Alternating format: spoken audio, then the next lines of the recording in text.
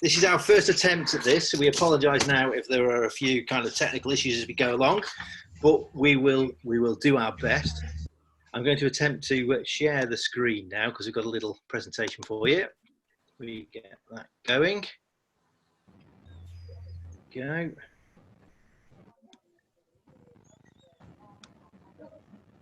Hang on a minute. Hello. Hello. Yeah, John Hamilton joining. Okay, good to see you, John. Good to see you. Thank you.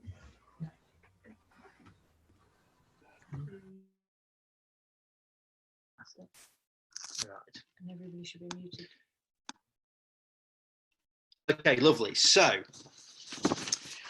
everything should be muted, I think. So you probably won't be able to talk to us as we go, but do feel free to write along in the comments. There will also be a Q&A at the end of it, so you can ask us a few questions and things if you want to do that at the end. So yeah, we can do all that kind of stuff. So a little bit of an introduction as to what we're trying to do here. Essentially, Porsche wanted to talk about, or Porsche Club wanted to talk about road to race. So that's where we thought we would start, which we'll come onto a little bit more in a second. But a little bit about why it's us that are doing it.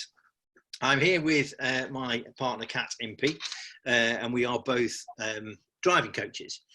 And we arrived at that really. I'll start with Kat really. Kat started racing karts at the age of 11.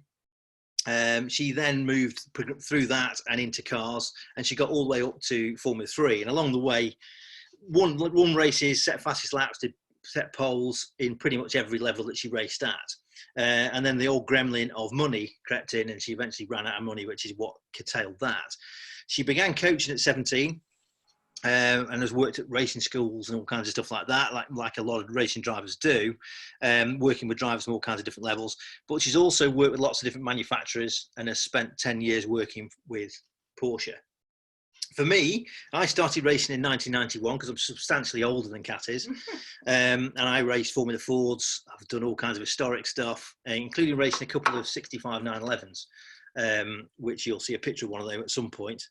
So a few wins, a few bumps, things like that. And I started instructing in 1994 at Alton Park.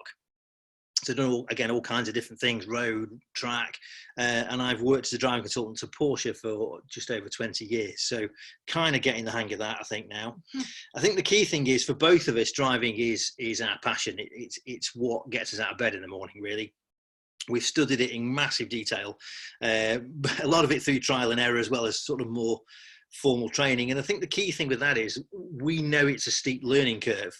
We've been there, we've done that, and it is, you know, there's a lot to learn, there's a lot to go out, and you never stop learning. And that's why we ended up studying coaching in such detail, really, because we wanted to offer something a bit more. So rather than just the normal instructing, we wanted to try and help people to break down what they were doing in their own heads as much as anything else. So studying, as well as being odds and ADIs and all that kind of stuff, we've also done lots of things with pure coaching and NLP, and all of which are pretty rare really in our industry. So that's kind of why we're here talking to you, I think. That's sort of the idea of it. There we are. So. Right. So in terms of what we're going to talk about tonight then, just very briefly, just to go through what we're going to cover. So road to race. As I say, that what we're looking at there really is how you get from having never stood on a racing circuit in your life all the way up to doing a little bit of competing, and possibly even moving on and doing more and more things. We're not going to go into it in massive detail because over the next 3 weeks we will start to talk about that in a bit more as we go along. So that's kind of one thing. We're going to look at some of the similarities and the differences between driving on the road, driving on the track, and driving in competitive environments. Because while there are lots of carries over, there are obviously lots of differences as well. We want to touch on what the Porsche Club Great Britain pathway is. So how we at the club can help you to, if you want to go racing, we can progress you through the various different levels and make sure that you're successful in what you're doing. The role of coaching and driver development within that, which is obviously where Kat and I come in. And then we're going to finish off with some videos which explain some sort of different techniques from sort of beginner to advanced and sort of learning points and things that we can talk about as we as we go along. So hopefully that kind of makes some sort of sense. So week 1, road to race. As I say, we're not going to go into massive detail because as time goes on over the next 2 or 3 weeks, we're going to go into everything in a bit more detail. So week 2, we're going to pretty much focus on road driving. And the reason we're doing that is it's an end in itself, really. And we want to try and, even a lot of club members won't want to go racing or do track days. And we don't want them, to feel that that's what people are being pushed into doing. And that's what Porsche are all about and everything else. Their road cars and their natural environment for a lot of Porsches is the road, and we want to try and help people to understand that as much as anything else. So in terms of road driving, there's a lot you can go at. You start talking about roadcraft, for example. There's lots of different things in that, whether it's the police systems or whether it's more sort of advanced systems that are away from that a little bit, which we'll talk about. Dynamics of the vehicle, so a little bit like you would do on the track, but keep understanding how the car works and how you keep things happy and safe. Key, especially with things like Porsches, is technology, because there's huge amounts of technology on the cars. So understanding a little bit about how that works, what all the little, everything that begins with P, PSM, PASM, PTM, all those kind of things, how all those things work and fit together and all that kind of good stuff. A little bit about coaching. And then we're going to touch on the transition to track days for those people that want to do that. So we're just including as many people as we can with that, really. And then week 3 is going to be a little bit more motorsport focused. So an introduction to track days, so how to go about doing that.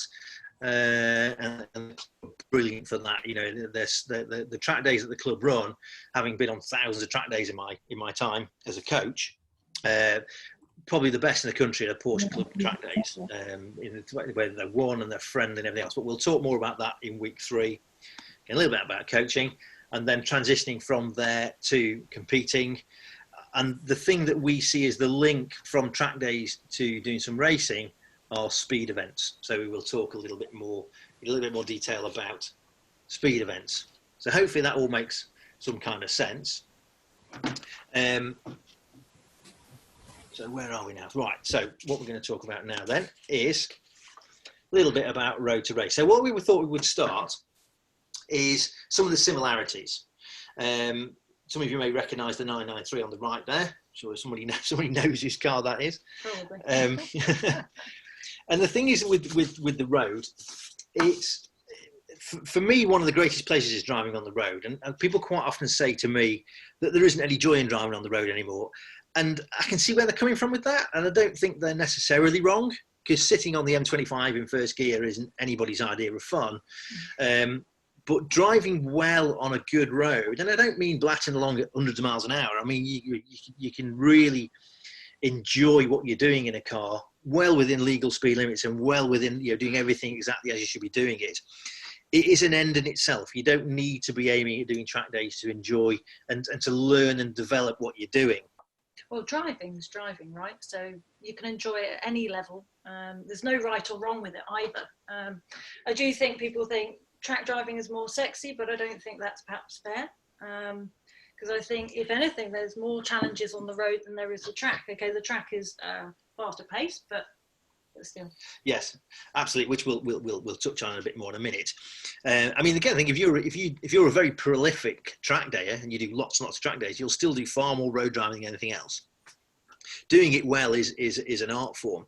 When I first started to teach road 20 odd years ago, I was coaching from a guy who was an ex-Thames Valley pursuit driver.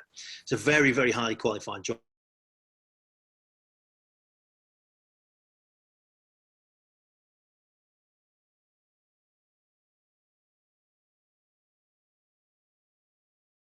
Guys, I think you might have just muted yourself. What's happening? Yeah, you're back now. I can hear you. Okay, I don't know what we did there. This technology. Touch it. Thank you for that. Yeah, so the police have a very particular way of doing things, and they like to work to systems. You can buy a whole book on it. And there's a book where they talk about roadcraft. And one of the things they like to do is they like to split every activity so nothing ever overlaps. And it's quite a clunky way of doing it, but it really makes people think, and it stops any kind of mishaps, or that's the thinking of it. Anyway, if you very rarely see that done well. And the track that trained me was a guy called Andy Wheeler. As I say, he was an ex-Thames Valley guy. And at the end of one of our courses once, we went out for dinner. There was about 3 of us on it. And Andy drove us back in a Rover 75, I think it was. Really exciting car. And he drove very quickly and beautifully to the system. And to see it, you'd have to know what you were looking for, I think. But the way he did it was absolutely unbelievable. It was incredible. If you sit with Richard Atwood and watch him drive around a track, this was the road going equivalent. It was just magnificent to see it. So to get to that level in road driving is really something to strive for. In terms of driving on track, there are a lot of carryovers. There are a lot of things you can introduce on the road that you can then start to finesse on track. So we head over this. Nice picture of a 9. Yeah, I don't know how that's 6 appearing by the looks of it there. I think somebody's hacked in. So here we go then. So in terms of driving, first comment is this one. So the car doesn't know where it is. So most people assume that the road and track driving techniques are completely different. It's something Rich and I come across all the time with people, when actually the car never knows where it is. So virtually all techniques are the same. Yes, the boundaries are different, but how we manipulate the car, feel the car, and work with the car at one is very much the same. And that's something we're going to look at. Absolutely. So what we're driving at really with the car doesn't know where it is essentially the things that you do to keep it happy are pretty much the same. They are, whether you're driving on the road, driving on the track. Yes, applied slightly differently, but they are pretty much the same techniques. So just to look at what some of those things might be. One thing you hear a lot of is the word smoothness. People talk about smoothness all the time in terms of driving. With that goes hand in hand with balance and weight management. So essentially what we're looking at here is the way that you communicate with the car. So you don't want to be making it jump. It needs to know what's coming next. So in other words, you're working together for the kind of common aim. So the way that you introduce things to it, the rate that you move your body are exactly the same thing on track as they are on the road. You're just trying to work with the dynamics of the car to keep everything happy. The next little bit of that then is planning and vision. Yeah, so with vision, if we take a look at this picture of the Evo triangle right now, you can probably see what, a quarter of a mile ahead. So if the vision's available, really you want to be using that. So you want to be looking that far into the distance from the point we're at now. But it's also important to be looking where we are currently going at the moment. So I think when people think looking ahead, they think they should only be looking into the distance, when actually you just want to vary your vision back and forth all the time. So when you watch on boards of racing drivers, anything like that, you'll see their helmets are always sort of tilting well through the corner before they even get to the corner, because you need to be as many steps ahead of yourself as possible. Whether you're on road or track, that still applies in very much the same way. Absolutely. And all of that planning and vision helps with the smoothness, because you create time, you give yourself much more time to think.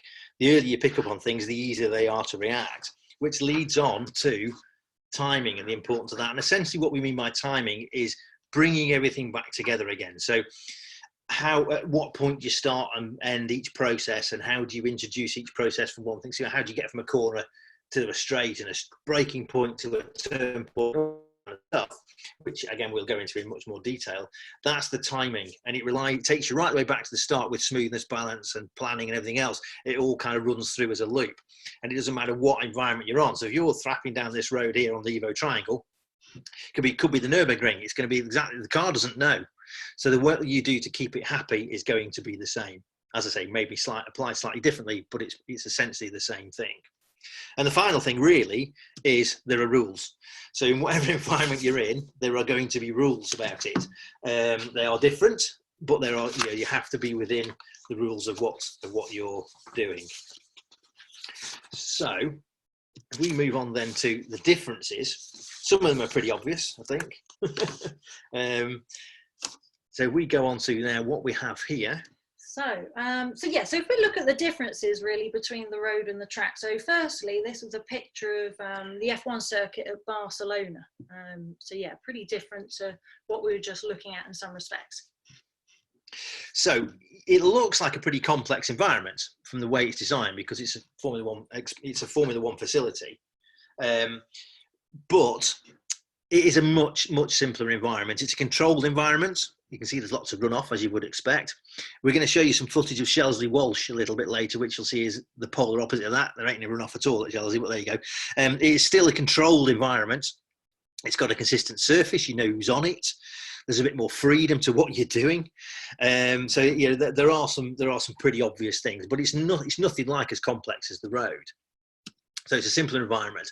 What you're also doing, of course, is you're now starting to work, or you should be starting to work with the car closer to its limits. Now, the key thing with that is, yes, the car is working harder, but the things that we talked about earlier are exactly the same. You're still trying to keep the car smooth, keep the balance, manage the weight and the transfer of everything around in exactly the same way. And in fact, the closer to the limit you get, the more slowly you need to do things quite often, which is the opposite of what people tend to do in our experience. So there are pitfalls you can fall into. The pace is obviously higher as part of that, but what goes hand in hand with that as much as anything else is adrenaline. And adrenaline changes things because it affects the way your mind works. On the road, ideally, you shouldn't really be getting much in the way of adrenaline rush. Yes, you could be enjoying it and you can get a little bit of a buzz out of it, but it's a different thing to driving on a circuit where your whole system, your entire body is at a heightened state of awareness.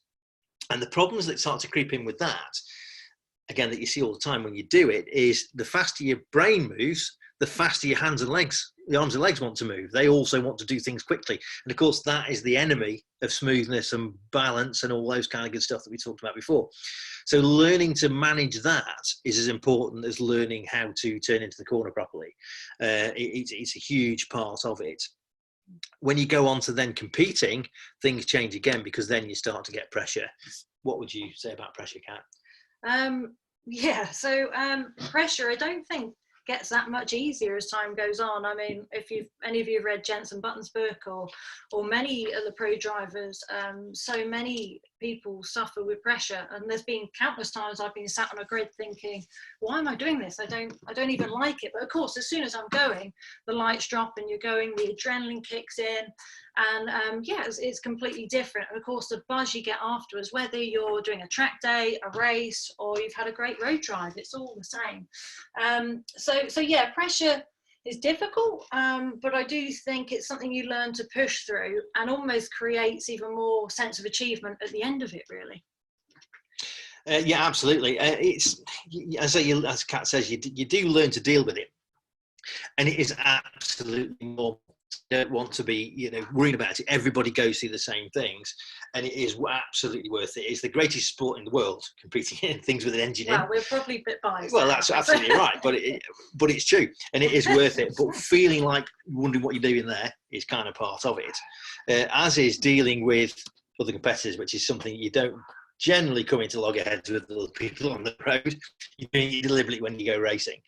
Slightly different in a speed environment, because it's you and the clock. But when you start to go racing, obviously you are deliberately putting yourself out there. So they're kind of some of the sort of key differences, I think, that we want to talk about. As I say, we haven't gone into massive detail because we will talk about it more in later weeks. It's just things to sort of get you thinking a little bit, really. In terms of next steps, this is kind of what Porsche Club GB how they can help you, really. So as I said, taking you from somebody that's never been to a racing circuit right the way through to doing a club racing championship or beyond that, and how they can help you do that. And it's one of the ambitions of the club is to try and help people to make their first steps and to progress the way through. And that's really what we want to sort of help you with. So harping on again about road days, because we like a bit of that. And the way that we do our road days, they're very relaxed, sort of fun sort of days out. But the thing is that, as I say, they are a very the road is a very complex, dynamic environment. So there's a lot you can learn, there's a lot you can develop while you're out there, whatever your aims are, whether it's track days or not. And as I say, that's why we're dedicated next week to that. A big part of what Porsche Club do in terms of their events, though, or their track days, and I'm sure lots of you will have been out and done some track days. You may even have sat with Kat and I at some point. So getting out to a track day, we will spend more time on this in a couple of weeks' time. But one of the things we want to sort of say to you is, it's very, very important, if whatever level you're at, that you get some tuition. We see it a lot with people that kind of do lots and lots of sessions and never really get anywhere with it. And we want to try and help people with that. Now, all the track days, any track day you go on, including Porsche Club days, you can usually have sort of 20 minutes with an instructor. And the 20-minute sessions are great. I've done hundreds of these things over the years because they're great for just getting people up to speed, giving them a few pointers, giving them some things to just think about just initially while they get out there. What we're looking at, though, as much as anything else, is a little bit more detail, really. So being able to spend a bit more time with somebody so you can kind of break things down a little bit, which we'll touch on in a minute. So get some help. Doesn't matter what level you're at. The biggest thing you can do in terms of performance is develop the driver. I've seen it, and I'm sure you all have, people that have spent tens of thousands of pounds on their cars and don't know what they're doing with them. Well, there's a famous saying, isn't there? Yeah. All the gear and no idea. Absolutely. We won't talk too much about that. Moving on then to speed events, kind of the first rung on the ladder for competing within the club. We will talk about speed events again in due course. They're a great place to start because they're a little bit more low key, so they're not quite as intense as going racing because you're not head to head with other people. They're kind of one-to-one. They're great fun. It's a massive buzz when you do a speed event because it's all like really frenetic and it's done and dusted. The club are brilliant at them, so they have their own championships.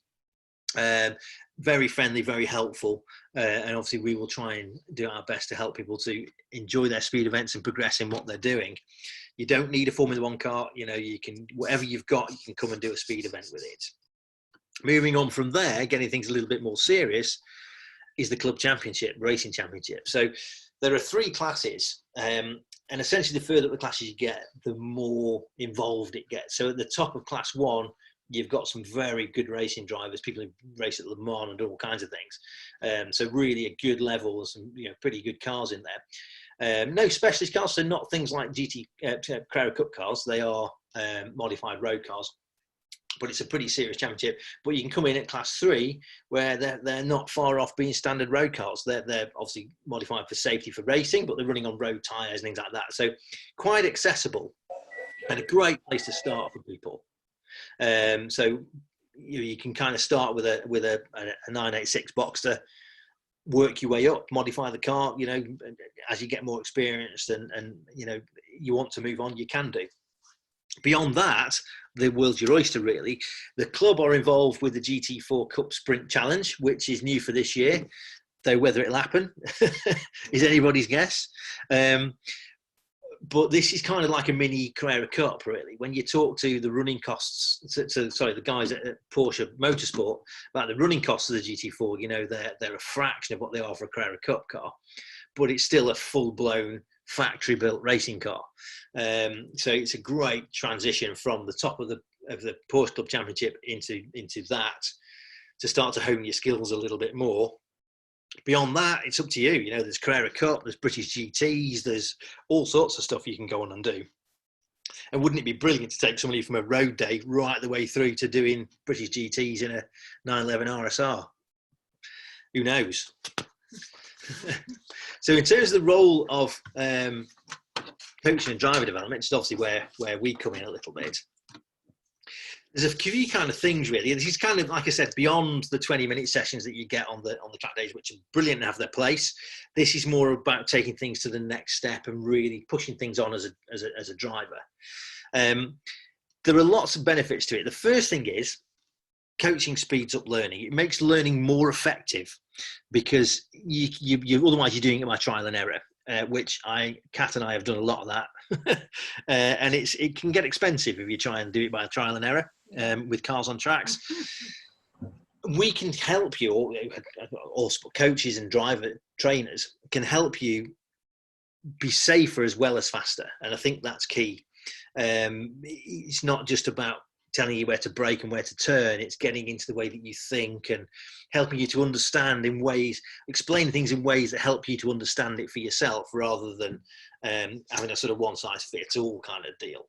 But we've also had a lot of coaching ourselves, haven't we? So I think you realise over time how beneficial it is. Initially, you try go and do it alone because you don't know any different. But as time goes on, naturally, if you are lucky enough to come across somebody who advises it, something like that, it certainly happened for me in karting. And I went from, near the back of the grid in karting to finishing on the podium in the first race where I had coaching, because there were just things I didn't realise. I was just trying to basically drive faster, and I hadn't a clue that there were so many different techniques involved. So absolutely, without over milking it, I think it makes a difference. Absolutely. I'll click the button now. Introduces more techniques. You don't know what you don't know, and some of the videos that we'll show you in a second will explain that in a little bit more, as you'll see.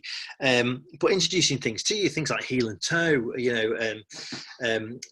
how to get the car to turn in properly with hinting and things like that, which we'll talk about in greater detail. So there's a lot more things that you can get from a good coach that you can take you years to find on your own. It helps you to avoid pitfalls. What I mean by that is there are, there's bad habits you can get yourself into that have to be undone. Is a classic one. Avoiding overconfidence, and classic things like fixating on the car ahead, or like I said before about bad habits. If you keep doing the thing wrong, that becomes how you do it, and you become very good at doing it wrong. And the earlier you can get onto that, the easier it is to then change it and do something about it. It's progressive, so that makes sure you can develop at the right rate for you, so you're not running before you can walk, but you will get to running much earlier than you would do if you were doing it that way. Just have a little technical problem. We're trying to get to some people apparently putting some questions, and we're trying to get to the questions, so bear with us a tick. Not sure what that's doing. There we go. Chat, there we are. There we go. There we are. Right, we've got that now. Apologies for anybody that's trying to speak to us. Can you get, and is it worth tuition for sim racing, especially in these times? Oh, absolutely, you can. Yes. We have a sim here that we like to mess around on. There's plenty of sim people out there, and it's becoming bigger actually over these times. You've probably seen the iRacing and the F1 guys doing stuff. There's a couple of different championships actually. Yes, it's different, but it's still very good for the fundamentals, really. Vision, okay, feel is different, but you still get, depending on the sim, a reasonable amount of feel. Even just like trail braking, there's so many techniques you can use, and sim racing is becoming bigger and better all the time. I personally use iZone. There are lots of those out there, so yeah, certainly something we both recommend for sure. Absolutely. So the one thing that's missing, as Kat says, is the feel, but there are so many other things you can do, and it's great for mental training. You put yourself under massive pressure when you're on a sim. Oh, absolutely. Well, it's funny, like there's a few people I know that do it, and they come off their sims all worn out and sweaty, and if you think there's no physical motion, it's not, they don't have any G-force, but that's just the pressure. So yeah, it's becoming a bigger thing, and there's a lot of drivers I know doing it, and I think certainly for anybody that's interested, especially in these times when you can't get out and drive, there's nothing better than to use this instead, and you'll still learn, and it's still rewarding in a very slightly different way, isn't it? Yeah, it is, absolutely. I mean, there's a lot of Formula One drivers doing some sim racing at the minute, and the few of them have said, they found it really quite stressful. Absolutely. And they've been sweating bullets sat in their front rooms, going around on these things. So yeah, sim racing's are great. thing And to do. it doesn't matter what sim you've got either. We saw a funny one, didn't we, with Jacques Villeneuve, and he was actually using his controller He was, for yeah. an Xbox, which he borrowed. And he didn't beat Jensen in this flashy sim, but he did very, very well. And they all had different sims. So I think actually, it doesn't matter what you've got, go and have some fun with it, and you'll still learn. Totally. And from what we've seen, the tracks are pretty realistic, Oh, absolutely. We've got what's the game? Project Cars. Project Cars, yeah, and they're pretty got good. Forza, but the iRacing, I think, is the big one, isn't it? Yes, where the physics apparently are pretty good on that. Yeah.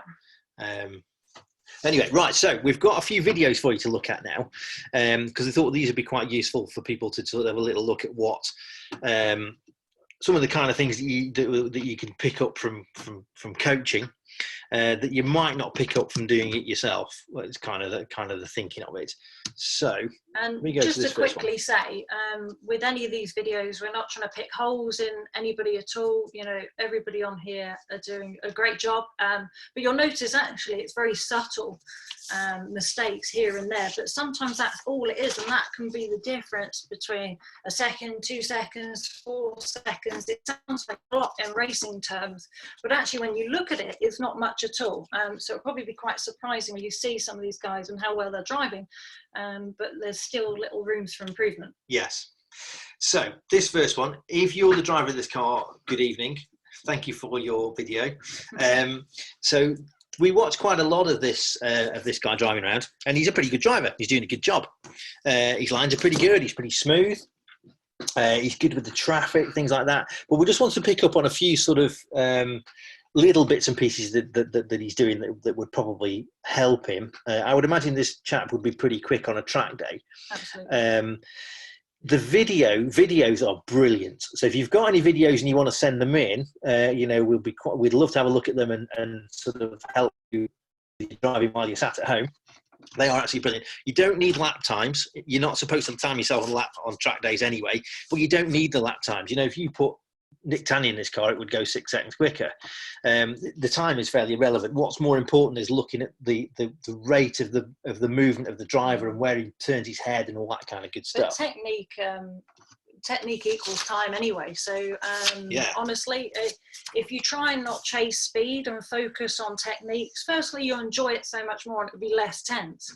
But you'll find you'll progress so much quicker. And that's something I've learned. I remember actually in F3 going around Brands, and they had to cover up my my timer because I was getting so worked up and stressed about it. And the moment they did, straight away, my times were so much better, and I was getting so fixated on that point and trying to deal with that pressure and performing in the moment. So yeah, times have their place, and certainly we're competing, but I think for learning actually, getting those fundamentals really consistent, you don't need them at this stage necessarily. No. So what we're going to see on this video then, so this chap, as somebody's correctly identified, is at Brands Hatch, and he's just about to come through clearways, and he is driving pretty well. So you'll see the way he sets himself up for paddock's good. He knows what's coming. He gets the car slowed down. But if you watch the telemetry trace from the throttle, that's the first indicator that is what he's doing with the throttle is kind of what's costing him a little bit of time, because what he does, he turns into paddock and he's a bit harsh on the throttle and has to come back out of it again. That's the first one to look at, for which Kat will talk you through in a second. When he gets to Druids, which is the hairpin, same thing. While the car's still quite heavily loaded in the corner, he starts to introduce throttle. And of course, with 911s, the strength of 911 is traction. So if you start to feed throttle in with steering lock on, it's going to understeer like a cross-channel ferry. He doesn't quite do it that badly because he's a pretty good driver, but it's kind of one thing to look at. So let's play the video and then you can see. Okay, so yeah, very clear ways. Picking up the post, he's full throttle straight away. I mean, we normally keep to the right a little bit longer. I suppose many will wind resistant tree, but he's brought it over ready for paddock. And on the brakes really well, he's slow off the brakes. He just starts to pick the power up now, but you'll see him come straight back out of it and then back on. So, he's understeered basically and had to roll back out. So again, great braking, nice line in, starts to pick the power up a bit too heavy though. So you'll see he's understeering out. He's not really unwinding the lock. So if he had a little bit more patience, he'd have managed to get the power down. In here, just a little bit quick in. Other than that, great, you'll hear him drop down the gear just there. But you'll see it's nothing major. They're quite small things. So that's what we say about he's doing a great job. It's just little things. Absolutely. So you can see there's a lot you can pick up on just from these little bits of videos. They're quite useful bits of kit. So that's a track day driver. So what we're going to do now is we're going to go to somebody who is a very experienced professional racing driver. So this lap is actually a record lap, and it's probably the least dramatic thing you'll see. And that's the way that he introduces into the car. Was that a genuine offer to send a video to see? But yeah, absolutely. Yeah, no, we used to send them in. We'd love to, if we get thousands, we won't be able to do everything, but we. Yeah, and don't worry if you don't have the overlaser throttle. Yeah, no, absolutely. So, to be honest, that's useful, but it's not necessary. So yeah, so somebody's saying they're losing the frames. I'm not sure about the video. I think this is an SR race, it's not an SR3. Yeah, I don't know. I'm not sure.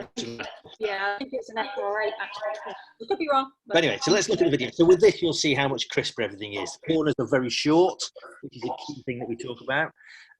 You'll see with the throttle, once you fix the throttle up, you can come back out of it again. Let's have a look at it. Okay. Experience. Yeah, so really putting on the power straight away. I appreciate this is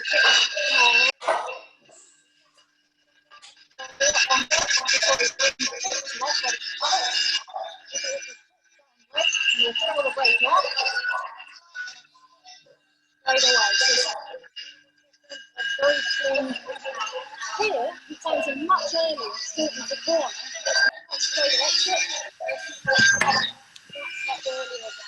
Same here, much later apex in, late out, but very, very straight exit.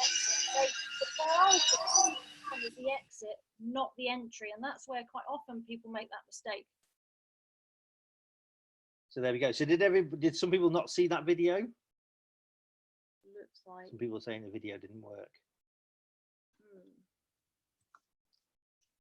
Can't hear it. I think the video was a bit jittery, guys, but I think that's just Zoom. But I think someone had their microphone on, so we were just getting a load of feedback, so we couldn't really hear you talking. Okay. Do you want us to do it again? Go for it. Try that one again. Yes, please. Yeah. Okey-dokey. Let's try it again. That's fine. Right, there we go. Let's see what happens this time. Okay, hopefully you'll be able to hear me now. So yeah, nice clean power straight away out the corner. And you'll see as we go over to the right for longer. Minimal sort of wind resistance, I suppose, really, before bringing it over to the left. A bit later in here. And you'll see clean power. So it's a gentle constant and full power straight away. So braking is trailing that brake in a little bit, so rolling the brakes off, but turning much earlier in, clean power out much earlier. So again, the exits are the priority here. Same here, it turns a little bit later in, gets a much straighter exit, but you'll see each time how much earlier it is on the clock. It's a different car, but still the fundamentals are the same. So that was, I think, was a 44-second lap, which, of those of you, anybody who knows brands, that's knocking on a bit. Yeah. Yeah, so hopefully most of you guys got to see that. Yeah. If you didn't, I believe you can download it later. So what we might do, if we try turning our volume right down on here, that might help. Right, so a speed event then now. This is Lowton Park, which, as far as I know, is the longest hill climb in the UK, which isn't very long, but it's long enough. Now this chap here, I guess this guy is probably fairly early on in his hill climbing career, because some of the things he's doing are he will learn fairly quickly that they're not helping him. And essentially the key things are really that he's behind the car. The car doesn't know what's coming next. So he's a little bit sharp with his inputs. He's a little bit late with where he looks and things like that. But we'll let you have a look at it and then see what you. Again, though, I'd say the great thing is he's out there doing it, and we've all been there. We've all had to start somewhere, and there's a lot of good he's doing. And again, it's nothing major. Most of this is vision, and you'll see in a moment that he's just looking a little bit late, so everything's a little bit of a surprise. And it can be as simple as one technique that can make such a difference in this situation. Yeah. Right. Here we go. Now, hopefully, you'll see this. Yes, and you'll hear us. Yeah, hopefully. Okay, so you can see straight away he's not quite prepared off the line. But again, we don't know how much experience he's got. But you'll notice how late he's looking and steering. So almost the helmet turns as the steering turns. So very, very late together. So that means he's having to chuck the car in each time because he's a little bit surprised, as is the car. Now, there's going to be one corner in particular you'll hear a lot of understeer. Coming up in a moment, and it's simple again, just looking a bit late, chucking the car in, needed a bit of brake. Now braking isn't always to slow the car down, and this is it, this one here is actually to set the car up, get some weight on the front and actually turn the car in. So yeah, so braking isn't always a bad thing. So I mean, he makes it to the top and it was a great experience, and it's just little things again, nothing major, just small little techniques, vision, a bit more control on the steering, trying to be a little bit smoother and using the weight to his advantage a little bit more than he is at the moment. And it's just because he doesn't know. And again, it's, you don't know what you don't know. No. So quite interesting little video, that one, I think, really. The next one really kind of shows you something. So he's getting away with things there really because of the car he's in. So the one where the cat mentioned where the car thought it was going right and then all of a sudden he told it was going left, and you can see how that upset the car. So are we having a bit of trouble with our video? Are we? Is that the case for everyone, do we think? I don't know. It's a bit juddery, guys, but honestly, there's nothing you're going to be able to smooth it out. Because it's all playing this end, so That's supposed to be. So when we put the recording of this on, we'll see if we can get the videos downloaded for you, so you can watch them properly then. So yeah, so if you don't mind persevering and trying to remember what we talk about and then watching it again, sorry guys, it's not ideal. Unfortunately, this side it seems to be working just fine. So and unfortunately, we're not the best tech whizzes, sadly. No. So well, we do have these files, so we can let yeah, absolutely. let Mandy have them, and she can work out what to do with that. We'll persevere. We'll persevere. Okay, so this is quite a good one. So this chap is in an old 308 by the looks of it, and we've now gone to Shelsley Walsh. So having shown you a picture of Barcelona Formula One circuit, this is the polar opposite. I think this is the oldest motorsport venue in the world still running. It's been going a long time, Shelsley Walsh, and it hasn't altered at all. And some of the things this guy does, again, he's not doing a bad job really, but the thing with Shelsley is there's two kind of key corners, both of which are very slow, a 90 left and a 90 right. So they are key for getting a good time up through Shelsley. And then you focus on the driver. And this guy, he doesn't give the car time really. So let's have a little look at it and see what's happening. Okay.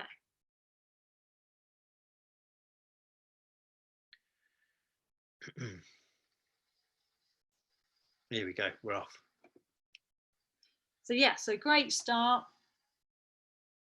So you'll see straight away, I mean, everything, you can see he's got a reasonable amount of experience here, really. He looks pretty confident, but vision is still a little bit behind, and you're going to see in a moment where he's a little bit surprised by the corner, as is the car in a sec. There we go. So hopefully you guys have seen that.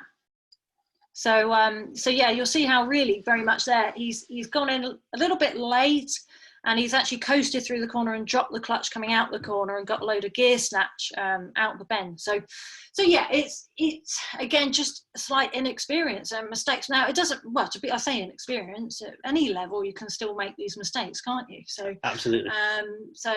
Yeah, it's much harder, I suppose, in a car like that, and without heel and toe, which is something we're going to talk about later on, whether you use that on road or track. Is something we do in both environments, don't we? We'll look at that as well. Yes. Yeah. So we go. So a few suggestions on what we could do next week. So absolutely, we'll talk during over the next few days about how we overcome these little technical issues. To Simon, yeah, with the road thing. So next week will be a lot more road focused. We wanted to try and just give a little overview of road to race this week, but next week, if you hang on, we'll be much more road focused, and we'll sort out the issues with the videos. Yeah. So we'll see if this one works. And hopefully there's still a lot you can pick up, as we said. Absolutely, you know, and techniques. yeah, I appreciate you're not going to be as quick at the end of it, but a lot of the techniques, you'd be surprised how much of it transfers across to the road. So even though we're using these videos, you'd be surprised. But like we say, we'll cover that next week. Yeah, so we'll persevere. We've got 2 more videos, so we'll persevere with them. Might depend on how well they go. So this is a chap in a completely standard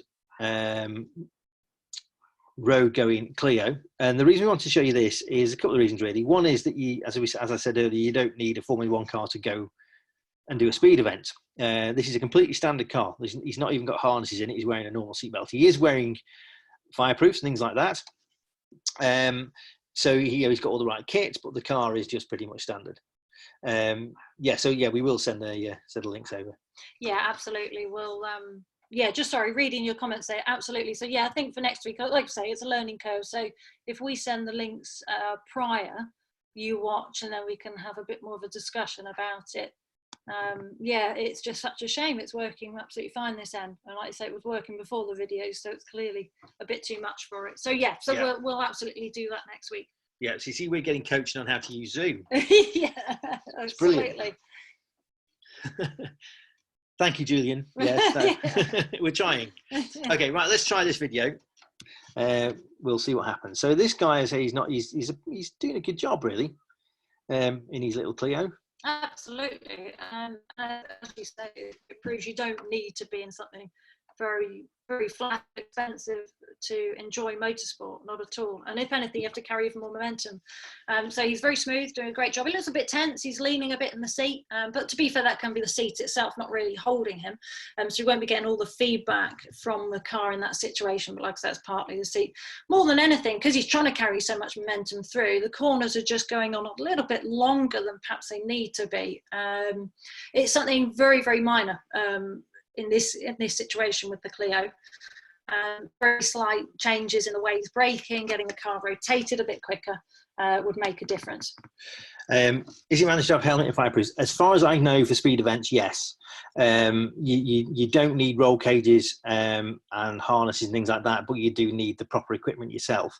You'll get scrutineered and all that kind of good stuff, but you don't need. You do need the helmets and overall, yes. As far as I know, you do, because it's an not an FIA, a motorsport sanctioned event. So it's not a standalone thing. If that makes sense.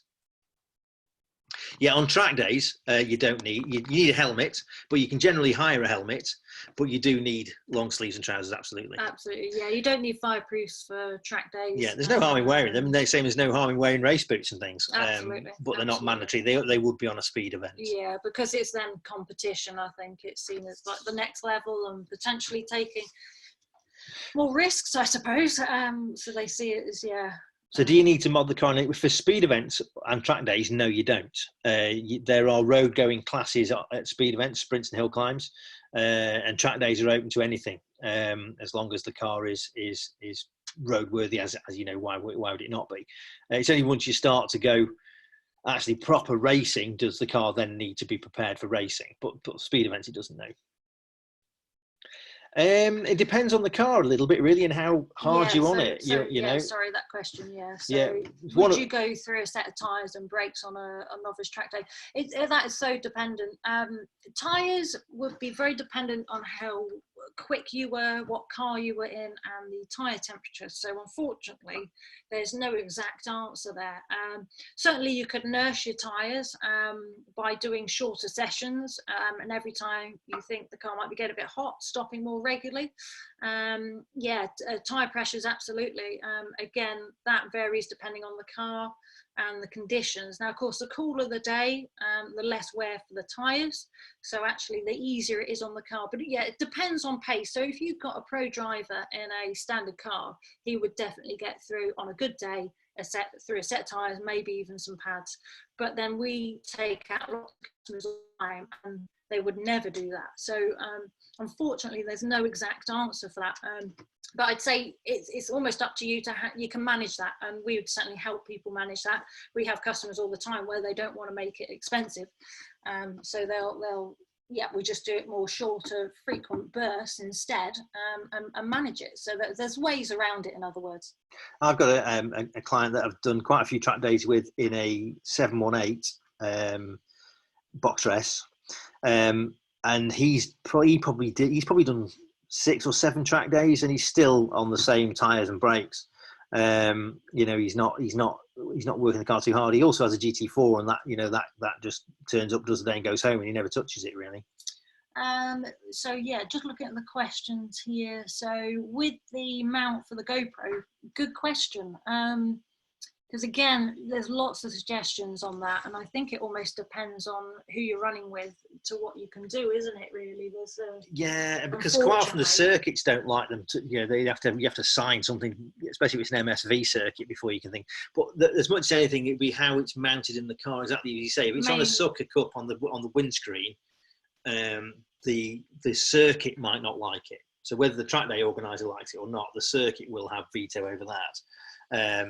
Yeah, and going on to the Porsche Experience Centre one, yeah, they're very particular about it. So all I would say with any track day is potentially just email them beforehand, ask what their rules are with that, because it does vary. I think in the car, secured, hopefully, is okay. It's when it's on the outside of the car. With track day insurance, your existing road insurance won't cover you. Though so depending on who your insurance policy with is, quite often you get a couple of track days included with that, but you'd have to check that. It's not an absolute necessity, but it depends on your car. So quite often they have a 10% excess on there. So it depends on what car you're using. So if you're in a very expensive car, I wouldn't do it without insurance personally. But that's obviously down to you. Yeah, so absolutely, and depending on what track day you do. Yeah. Yeah. So. Yeah, I think the security method, as I say, it's quite often down to what the circuit will do. Absolutely. So I just say, if you've got any questions, message them beforehand, double check. Normally with experience, when they're on the inside secure, it's a little bit easier. But yeah, unfortunately, you'd have to check. It depends on who's running the track day. Yeah. Sadly. What's this now? Oh, okay. Yeah, okay. Yeah, so it just shows how varied it is, really. Yeah. See, Silverstone and Goodwood, you tend to find MSV are very strict. Silverstone and Goodwood are a bit more relaxed. Goodwood is usually a bit more worried about noise than anything else. Yeah. Silverstone are pretty relaxed at Silverstone, generally. Absolutely. So we want to just try and show you one more video if we could. If it doesn't work, it doesn't work. But it could, just because it's worth seeing, really. Get back to it. Yeah. So sorry. Yeah.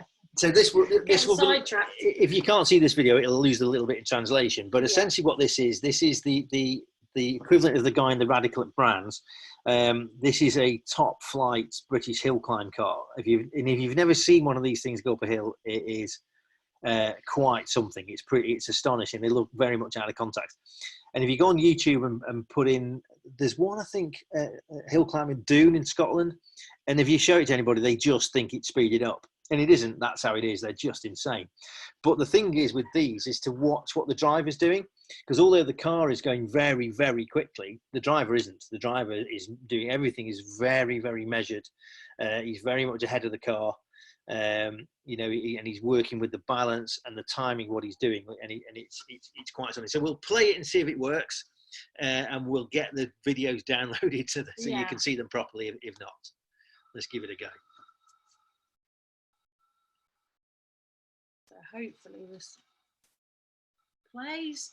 We'll answer the question about the track day in a minute. Yeah, sorry, 2 steps. So really good start straight away, minimal wheel spin. Now you'll see how much quicker this car is naturally up here. But if you watch his hands on the steering wheel, his steering inputs, it's very smooth, even though it's quick, but he straightens the wheel instantly out the corner to get full power. And same again. So your right foot can only go full power, really, if that steering wheel is completely straight. So your right foot is completely dictated to what your hands are doing on that wheel. And you can see in a car like this, it's not very forgiving. So he's absolutely completely measured and timed with that. Absolutely. So yeah, but you're right. Yeah, incredibly fast, and of course that is the car too. So if you get a chance to go to a British national meeting, it's mind blowing. To answer your question about the Porsche on a track day, I think you would have to speak to the club, obviously, but I think if you're a member and you can have special dispensation to bring something other than a Porsche, but generally, I think it's Porsches when I've been on them. I've been quite a lot of Porsche Club track days, and there is occasionally the odd car going around that isn't. But usually that's because there's a reason why. But mostly it is Porsches on those days. And as I say, I can't say they're very, very well run days. Yeah. And yeah, they are, aren't they? And you know who's around you, and that's the other thing. Any track days you do. Yeah, there you go. So you do get them, but the majority of it will be Porsches. And I think if you're a member, and there's probably things they can do. And I don't think they're not sniffy about other manufacturers. It's just that most people tend to bring a Porsche, I guess. And Matthew, I never want to go to Tesco's with you. I don't think after seeing that comment. You can't get a lot of luggage in one of those. Yeah. Invest in driver training. Well, absolutely. So you can invest the next 2 Wednesday evenings to driver training at the very least. It's and hopefully that honestly will help and give you an insight into all the things we can do and what's out there, not just us. What's out there. So yeah, hopefully for everybody on here, take the bits that are relevant to you, really. Yeah, absolutely. So there we go. So apologies for the technical issues. We will try and resolve those before next time. Yeah. I say it's the first time we've kind of put it all together, but we've really enjoyed doing it, enjoyed chatting with you all. So has anybody got any more questions before we sign out? Good. Excellent. Yeah. Hang on, they're all coming at once. So in terms of how you get driver training, keep an eye on the club. We're talking to Mandy, the lady who runs the events, about how we do that going forwards. In due course, we will get some stuff to you that you can have a look at. Absolutely, yeah. Absolutely. Yeah, good time to go to the pub. Absolutely. So next week is road focused. Sorry, somebody's just put our track day is the best for car control. I would say that would depend. In some respects, absolutely, because we teach you the fundamentals. If you then wanted to go further and look at beyond the levels of grip and pushing the car beyond that point, that's when then we'd need to look at doing other things, maybe at slightly different venues with you. But certainly a track day is a really good starting point because we can still show you how to do it the right way first and give you the warning signs when it starts to go wrong. Absolutely. I think somebody just put then, what level do you need to be at to do a race license? Well, anybody can apply for a racing license.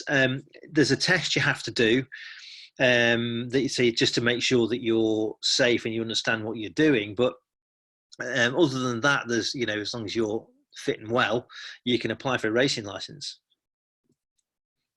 There's no restriction on it other than that. What we're trying to do with Road to Race is do it a little bit more progressively, so that you by the time you get to do a race, you're fully prepared to do it. That's kind of what we're aiming for. Absolutely, and for everybody that wants a more road focused session, absolutely, next week that's what we're going to do, and yeah, tie that link in really. So what variety of Porsche do you see you literally see all sorts. I've seen full-blown 930 race cars and right the way down to 924s and 986 Boxsters. So literally everything. Ciao from Italy. Thank you for dropping in. Thank you. Brilliant. No, great doing this. It's been a lot of fun. Wonderful. There we go. Lovely. We'll sign out. Thank you for all listening. We'll see you next week. Thanks. Thanks, guys. Thanks a lot.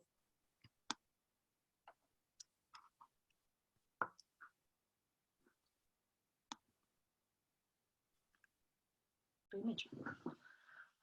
We used to be some animals, man. That went pretty well.